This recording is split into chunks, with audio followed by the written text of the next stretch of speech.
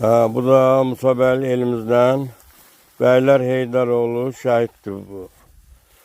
Allah rahmet eylesin. Musabel'deyik. Gelmişik Musabel qəbristanının ziyaret eləmə. Beyler Heydaroğlu. Qəhrəmanımızdan biridir. Allah rahmet eylesin.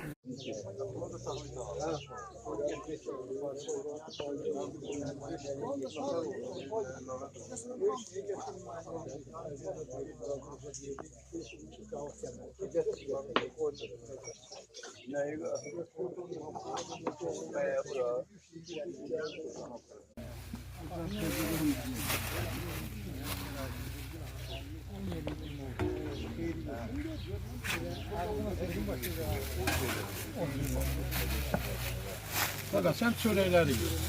Çöreği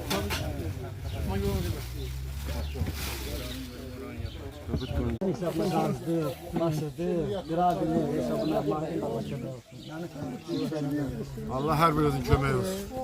Allah ölenlere de rahmet eylesin.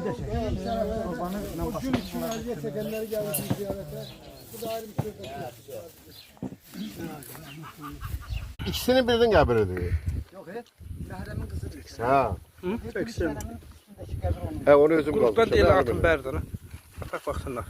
Özde o kadar zat arvadı da özümüz bir söz. He. Pendir kimi çıktı onun zadı. Kabir inanı tamam.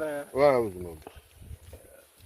Hep fikirdiler, su buyurdular. Bismillahirrahmanirrahim.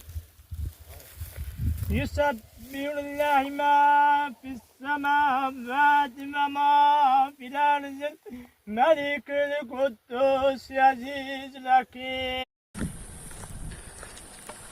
Aziz kəsçilərim, yenə salamünaleyküm. Bütün hər yeri çəpərlədik. Allah canlarını sağ eləsin.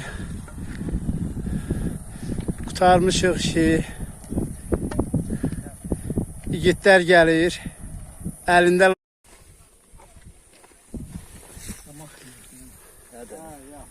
Yaşardır, Elxan müəllimdir, Əlöysətdir, İlqardır, Tofiqdir, Ehtiramdır. Bunu deyirəm, cavanlar çox tanımır ona görə.